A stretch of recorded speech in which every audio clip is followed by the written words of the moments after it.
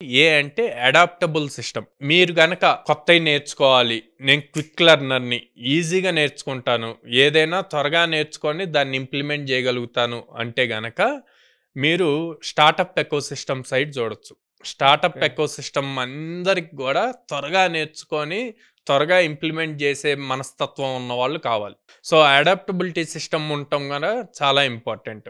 ఎందుకు?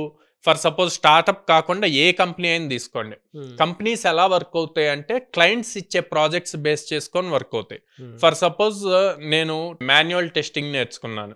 కంపెనీలోకి manual testing మీద interview జరిగింది. కంపెనీలోకి వెళ్ళాం. ఒక ప్రాజెక్ట్ అయిపోయింది. అయిపోయిన 4, 5 మంత్స్‌కే ప్రాజెక్ట్ అయిపోయింది. ఇప్పుడు వాళ్ళు ఆటోమేషన్ కావాలన్నారు. టెస్టింగ్‌లోనే నెక్స్ట్ లెవెల్ అవును. ఆటోమేషన్. సో, మీరు త్వరగా అడాప్ట్ చేసుకోవాలి. త్వరగా నేర్చుకోవాలి.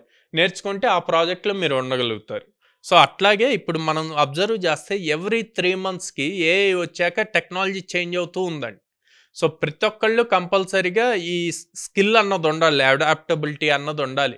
కొత్త వాటికి త్వరగా అడాప్ట్ చేసుకోవాలి. వాటిని నేర్చుకోవాలి. మీరు ఎంత సీనియర్ అయినా అవ్వనియండి, ఎక్స్‌పీరియన్స్ అయినా అవ్వనియండి, ఒక స్కిల్ స్ట్రాంగ్ బేసిక్ నుంచి ఉన్నా సరే, ఇప్పుడు ఏఐ అన్నది ఇంప్లిమెంట్ చేయకపోతే మీ జాబ్ నెక్స్ట్ 2 మంత్స్‌లో ఉంటదా లేదా అన్నది కూడా ఎవరు చెప్పలేకపోతున్నారు. బా!